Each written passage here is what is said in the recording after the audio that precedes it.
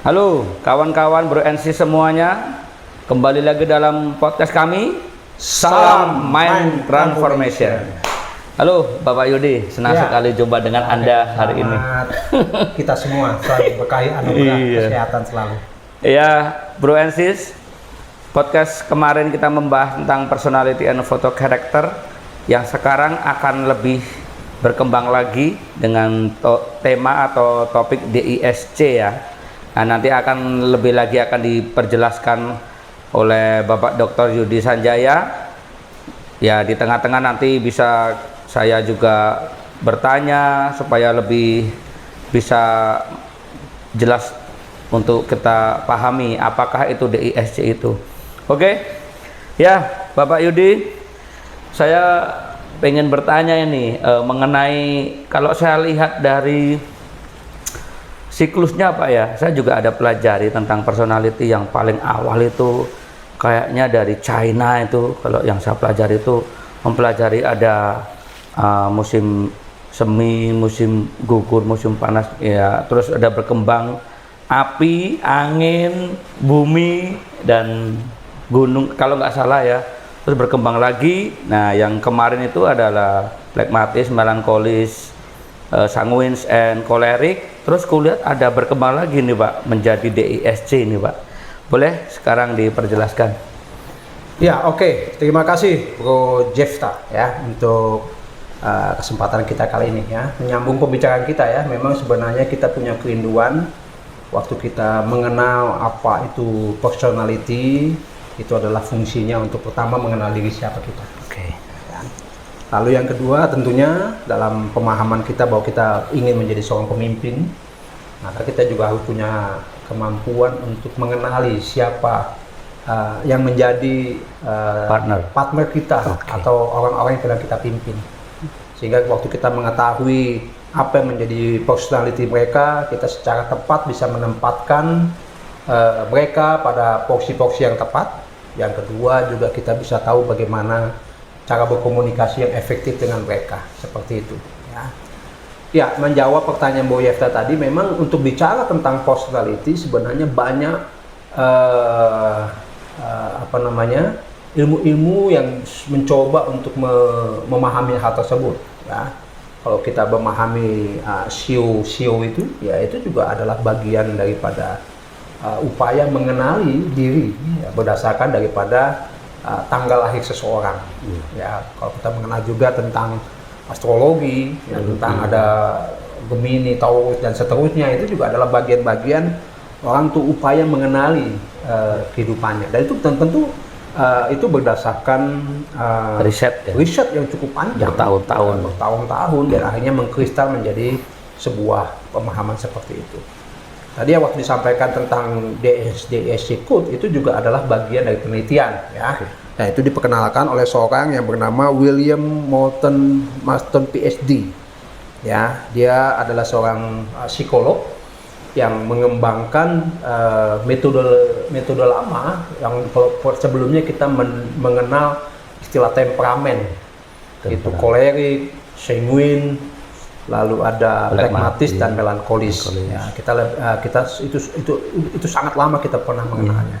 Lalu akhirnya dikembangkan menjadi DISC code ya. Kurang lebih hampir sama seperti itu, hanya memang pendekatannya lebih tajam ya dibandingkan ke temperamen. Oh, lebih spesifik. Ya, lebih spesifik lagi. Ya.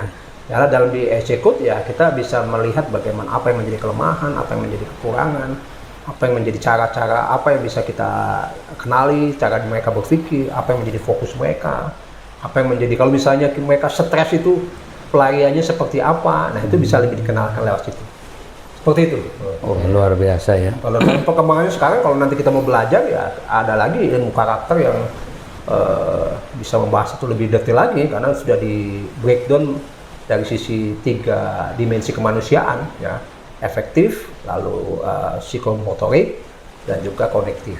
Jadi perasaan, juga cara berpikir dan tingkah laku.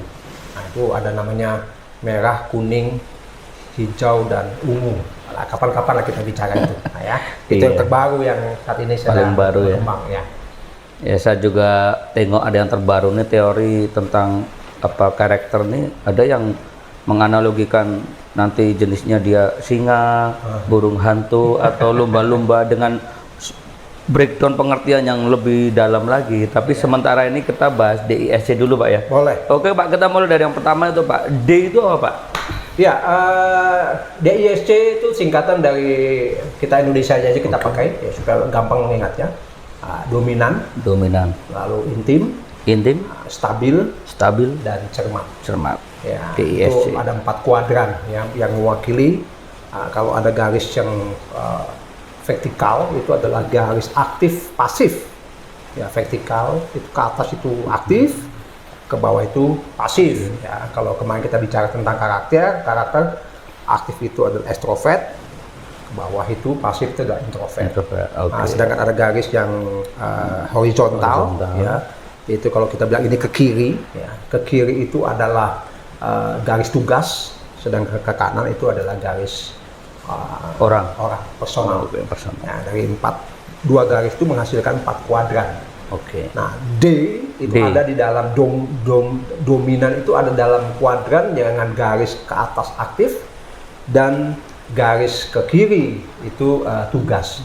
Jadi dari situ saja udah kelihatan ya, ciri daripada orang dominan adalah dia adalah orang yang aktif, ya, mengambil inisiatif, tapi orientasinya dia kepada tugas pekerjaan. Ya, apa yang menjadi tugasnya, apa yang menjadi visinya, apa yang menjadi tujuan, itu yang paling mendominasi hidupnya.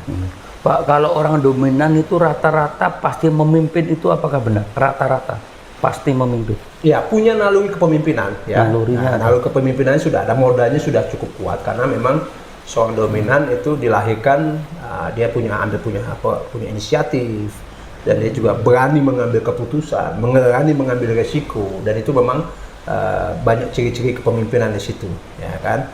Tapi bukan berarti yang lainnya tidak punya potensi. Ya. Mungkin nanti kita bahas itu, ya.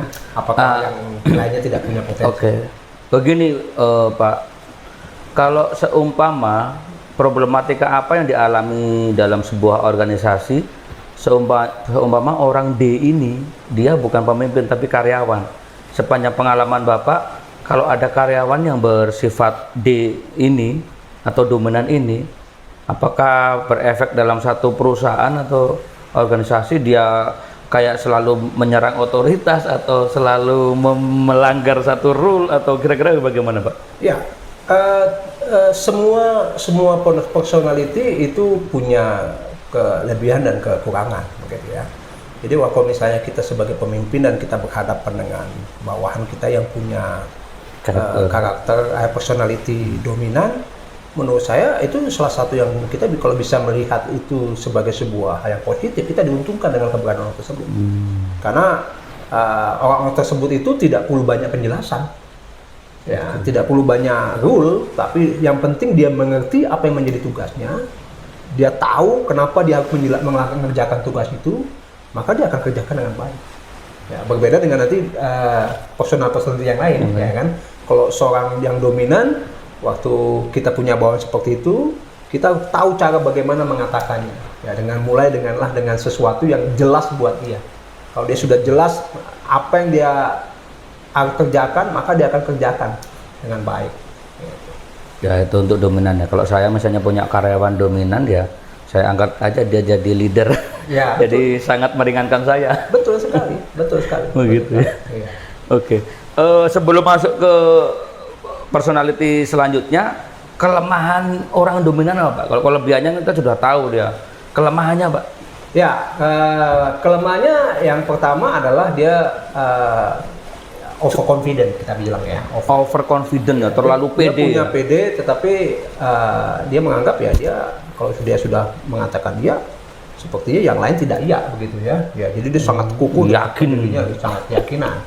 Nah, satu. Yang kedua, cenderung tidak mendengar apa yang menjadi kata orang lain. Ya, karena dia sangat percaya dengan dirinya, maka dia yang didengar hanya dirinya sendiri. Gitu ya. Makanya waktu kita bicara dengan agak susah diatur ya, Pak. Bukan tidak susah, tapi susah untuk bagaimana meyakinkan. Kalau sudah diyakinkan, maka dia akan mudah diatur. Oh ya Pak. Malah lebih gampang mengaturnya. Waktu kita sudah memberikan sebuah tugas dan dia tahu apa yang dikerjakan, ya dia akan kerjakan. Gitu. Tapi secara kelemahannya itu tadi kita betul-betul bisa meyakinkan dia. Tadi overconfident, terlalu pede. Yang kedua Sulit mendengar orang lain. sulit mendengar. Ya. Oke. Ada lagi nggak Pak kelemahannya Pak? Cenderung ya stubborn, keras kepala. Keras kepala ya. Keras kepala. Yang bikin stres Ya. atasan atau bos-bos ini. Dan dia mudah untuk melukai orang lain. Oh, Karena karena orientasinya tugas, waktu dia diminta sebuah pilihan, dia akan lebih memilih tugas ketimbang daripada hubungan orang lain. Itu salah satu kekurangannya. Ya, kalau misalnya ada pilihan antara tugas dengan orang, maka dia akan lebih memilih tugas. Ya, itu bisa menjadi keunggulan, tapi bisa juga menjadi kelemahan kalau dari sisi tergantung situasinya ya, seperti apa. tergantung situasinya. Gitu. Oke, luar biasa ya. Itu tadi ya D ya, bagi Bro Ensis yang dominan ya, Anda bagaimana caranya supaya personality Anda ini menjadi hal baik dalam kondisi apapun. Oke, untuk kuadran selanjutnya kita lari kemana dulu nih Pak? Bergeser biasanya ke kanan, ya. Sama-sama orientasinya adalah aktif, garis vertikalnya aktif. Aktif, Nah, sekarang ke kanan, dia orang, orientasinya orang. Itu Oke. namanya intim. intim. Ya, makanya dia lebih supel, dia lebih pendekatannya adalah lebih kepada emosional. Intim kalau di personality itu sanguins ya? Sanguine. Sanguins. Sanguine. Oke. Atau di temperamen. Temperamen sanguins. Dia sanguine. Ya, dia orangnya adalah mudah bergaul, dia mudah membuat keceriaan. Ya, dia adalah orang-orang yang kalau di mana dia hadir maka suasana menjadi ramai, ya kan, karena kehadiran. Kayaknya itu saya itu saudara. Nah, dia biasa tim hore namanya, ya kan? Ya, Tim heboh-heboh. Tim heboh-heboh, ya kan? Karena dia pandai menciptakan suasana itu menjadi suasana yang menyenangkan. Itu adalah timnya orang yang intim. Intim Nah, ya. seperti itu. Kelebihannya itu Pak ya, dia happy, tapi entah ya di dalamnya seperti apa ya. Kita kan lihat dia di luarnya Pak ya, dia Ya, kelebihannya dia mudah dekat dengan orang lain. mudah Ya, dekat. dengan mudah. Ya, dia mudah percaya juga dengan orang lain. Ya kan, karena orang intim tuh ya pokoknya sama orang tuh ya oke, dia menganggap orang tuh ya sama dengan dia saja, begitu ya. Tapi ya ada kelemahannya juga tentu. Ya. Kelemahannya boleh. adalah, ya pasti dia jadi orang yang tidak sabaran, begitu ya. Oke. Nah, dia satu sisi agresif, tapi dia ceroboh, begitu ya. Agak gerusa-gerusu ya. Gusu ya bahasa modernnya. Gusu ya, tidak disiplin, ya kan? Karena dia mengabaikan tugas, mengabaikan kedisiplinan, dia lebih orientasinya kepada orang dan tidak konsisten kadang-kadang. Iya, Dia sudah punya jadwal yang begitu urut, tiba-tiba kalau ada telepon kawan temannya, bro ngopi bro, dia pasti lebih milih ngopi daripada menjalankan tugasnya, kan gitu. Oh iya, kurang disiplin. Tidak disiplin, Iya. kurang disiplin situ. Ya. Ya. Mungkin kalau untuk karir orang seperti ini mungkin entertain apa ya? Entertain, marketing, Marketing ya, juga ya? marketing, Menjumpa orang juga human relation, ya, PR, ya bagaimana dia membangun hubungan seperti itu. humas-humas, Hubungan masyarakatan, betul. Ya. Oke. Kalau di kepanitiaan itu biasanya seksi acara. seksi acara. Kalau yang tadi dominan itu ketua, ya kan. iya. Nah, kalau ini seksi acara dia bagaimana biar suasananya heboh, kan gitu. Iya, ya seksi acara. Oke. Ada lagi Pak penambahan untuk yang intim tadi? Ya, ini karena kekuatannya hubungannya kepada orang, maka dia biasanya lebih sensitif perasaannya. Oh. Ya, nah, jadi dia emosional, orangnya lebih emosional. Ya, ketimbang dengan kalau orang dominan dia mengabaikan perasaan, kalau ini yang lebih ditonjolkan adalah yang perasaannya. Oke, itulah Bro and Sis untuk yang sanguins atau intim ya. Saya sih merasa saya di situ ya. Karena kita bisa bikin suasana heboh tapi ada segi kelemahan juga. Oke, kita mungkin bisa ke kuadran selanjutnya, Pak Yudi. Ya, jadi setelah dari kiri ke kanan sekarang ke bawah, ya dia masuk ke garis vertikal yang ke bawah. Orientasinya masih tetap kepada orang, tapi garis vertikalnya adalah dia pasif. Ke orang, tapi dia pasif. Dari ini pasif. menciptakan karakter seperti apa nih? Iya, jadi orang-orang ini adalah orang-orang lebih kita bilang adalah supporter yang baik, supporter yang baik, ya, atau follower yang baik. Karena memang mereka lebih stabil, ya lebih stabil. Mereka lebih bahasanya adalah mencari jalan aman, jalan nyaman. Ya, mereka tidak mau terusik dengan banyak hal, ya kan. Nah, ini adalah orang-orang yang stabil. Ya kalau tadi dia dominan, intim, yang ini adalah stabil ya. Stabil, ya steadiness. Ya, steadiness. Nah, kalau di temperamen itu adalah pragmatis. Berarti Dan sebagian besar manusia kalau dikelompokkan, biasanya kelompok ini yang paling besar. Kelompok yang terbesar adalah orang yang stabil ya. Pokoknya ngikut aja. Kalau yang penting prosedurnya seperti apa, ya udah ikutin, ya kan. Nah, jadi kelebihan dia apa nih, Pak? Kelebihan orang stabil ini, Pak? Ini adalah orang-orang yang setia kawan. Ya, dia adalah orang yang setia kawan, ya. Dia adalah penggemar. Kalau dia sudah punya idola seseorang, ya dia adalah follower yang setia. Pengikut setia ya. Sekali ya dengan itu. Termasuk dengan pekerjaan. Jadi dia tidak mudah untuk pindah-pindah kerja.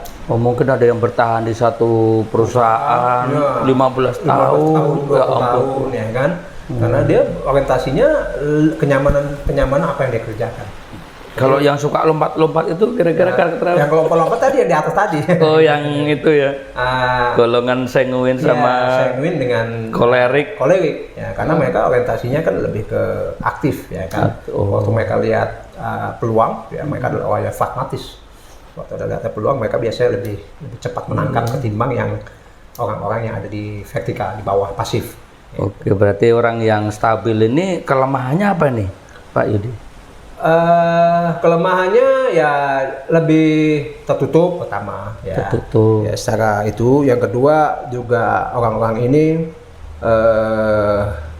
ya bukan kita bilang mengatakan tidak sulit berkembang ya, tetapi memang dari sisi improvisasi hidupnya mereka agak kurang ya, karena mereka kalau sudah nyaman pada sesuatu yang mereka tekuni, ya sudah mereka itu mengiyakan itu, dan itu tidak mudah untuk diubah. Wah, sayang sekali ya, karena hidup ini kan terus berjalan. Saya banyak Pak menjumpai seperti itu, Pak. Pada waktu saya muda dulu ya, saya suka sekali makan tahu goreng. Ada yang penjual waktu saya TK itu namanya Yujum. Nah, dia penjual tahu. Kemudian saya sudah seumur segini balik ke kota saya, masih jual tahu dan nggak ada perkembangan. Ya, itu dia. Aku sampai kasihan sekali. Tapi orang kayak gitu tuh untuk disuruh berkembang action tuh memang susah ya, Pak ya? Ya, itu menganggap itu tidak dibutuhkan buat hidupnya, ya, karena merasa mungkin itu bagian orang lain ya kan. Dia udah nyaman dengan kondisi buat dia seperti adalah di dunia ini adalah yang kenyamanan itu, ya kan. Ya, kita butuh orang seperti itu juga, ya kan. Untuk karyawan. Kan kita butuh orang setia, ya kan. Iya, betul. Bayangkan kalau dalam sebuah forum ya, kalau semuanya jadi pembicara kan susah juga, Pak. Kalau mereka dia kan adalah pendengar yang baik. Dengar pengikut yang baik, supporter. Jadi kalau misalnya dalam sebuah rapat meeting, kalau semuanya orang dominan dan intim, ya bisa rame, ya kan. Tapi kita butuh juga orang seperti ini yang luar biasa. Oh ya, oke. Karena ini mereka adalah cenderung yes man. Ya, zona aman. Itu salah satu kelemahan, tapi bisa jadi kekuatan. Ya. Kekuatannya di mana, Pak? Ya kan orang kalau yes man itu kan bagus juga kan. Oh, yang lain mungkin nggak mau, ya dia mau, ya kan. Mau lebih disayang lah. Dengan pertimbangan ya itu tadi, dia tidak mau melukai orang lain. Oh, gitu, kan. Sangat hati-hati bertindak ya, Pak ya. Tidak mau konflik ya? Tidak mau konflik, betul. Beda dengan kawan-kawan yang di kolerik ini, kalau bisa ribut lagi. Dia tidak menyukai konflik, ya lebih cenderung kalau ada aman, masalah, ya dia akan simpan sendiri buat dia. Gitu. Yang penting semuanya happy, ya kehadirannya dia diterima, itu buat dia sudah membahagiakan. Ya, itu yang stabil ya. Stabil. Oke, buat Bro and Sis yang stabil ya, Anda saya percaya pasti bisa berkembang dengan cara-cara yang ya mungkin Anda bisa kembangkan sendiri, karena dia beda dengan leader ya. Kalau leader itu mah ide, eksekusi harus ngotot begitu. Kalau orang stabil ya memang dia ya udah namanya stabil kan, berjalan ya 60 aja begitu. Yang penting sampai. Yang penting sampai. Dari bahasa Jawa dan alon-alon asal kelapa. Temannya udah sampai mana dia masih di situ. Iya. Ya. Oke, Pak Yudi, kita ke kuadran terakhir nih kan 4 tadi Oke, ya. jadi setelah ke sana pindah ke bawah, sekarang pindah ke kiri, geser ke kiri. Garis vertikalnya masih ke bawah adalah pasif, garis horizontalnya adalah ke kiri itu adalah tugas. Jadi Pasif, tugas. Jadi dia orientasinya adalah tugas, sama seperti dominan, tetapi dia orientasinya adalah pasif. Oh, udah Ini tugas. adalah orang-orang yang suka kerja sendiri nih memang ini. Ya, dia orang yang teliti. Nah, mereka adalah orang-orang yang bisa diandalkan dalam hal membuat sistematika, sistem, keteraturan, struktur. Ini orang-orang ini yang bisa diandalkan. Nah, kalau C-nya tadi apa tuh Pak? Kan DISC ya. itu Cermat ya. compliant. Compliance, cermat ya. Cermat ya. Gitu. Dia sangat diandalkan dalam hal-hal birokrasi. Pembuat Keteraturan, rule, pembuat manajemen sistem. Ya, ini orang yang bagus. Ya, karena mereka kalau ditanya pertanyaannya dia lebih tepat bagaimana. Jadi ya, kalau membuat sesuatu, kalau tadi dominan adalah pertanyaannya apa, gitu ya. Kalau ini pertanyaannya bagaimana. Jadi kalau sudah tahu apanya, bagaimana menuju ke sana, itu orang cermat yang akan memikirkan itu semua. Kalau untuk profesi kira-kira seperti apa saja Pak? Profesi programmer, ya, lalu orang-orang yang di belakang meja pekerjaannya, akuntansi, admin, ya. Jadi mereka adalah orang-orang yang di balik layar. Nah, mereka tidak pernah muncul, tetapi karyanya muncul karena memang mereka adalah seperti itu. Ya. Berarti dia seorang yang di balik layar, yang istilahnya tidak mau nampak di luar lah. Ya. Tapi karya-karyanya ada ya. Betul. Maka cenderung mereka menghindari panggung orang-orang ini. Karena kalau disuruh naik panggung juga dia akan stres. Betul sekali. Ya, jadi nervous. Makanya waktu kita berjumpa dengan orang seperti itu, kita nggak boleh mengklaim bahwa mereka ini misalnya dianggap tidak mau lah, atau mereka tidak ini. Tapi mungkin karena itu adalah bagian personality-nya seperti itu. Jadi kita nggak bisa bandingkan dia dengan orang yang intim tadi. Itu kita kadang-kadang kita membandingkan. Itu si aja mau, kenapa kamu kok nggak mau? Nggak bisa, karena memang masing-masing beda kuatannya.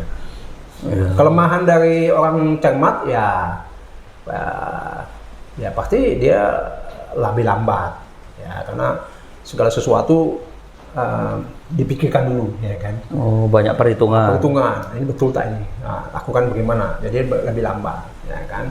Lalu dia juga adalah orang yang kalau dibilang tegas, tadi kolerik dominan itu tegas, dia terlalu tegas.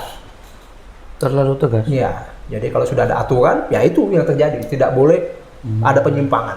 Nah, padahal kan karena kita tahu hidup ini kadang-kadang ada dinamika yang harus combine. Tapi kalau sudah ada aturan tegas ya. Dia tidak mau menyimpang ke kanan dan ke kiri. Rule-nya seperti itu, maka dia ikutin. Itu orang cermat.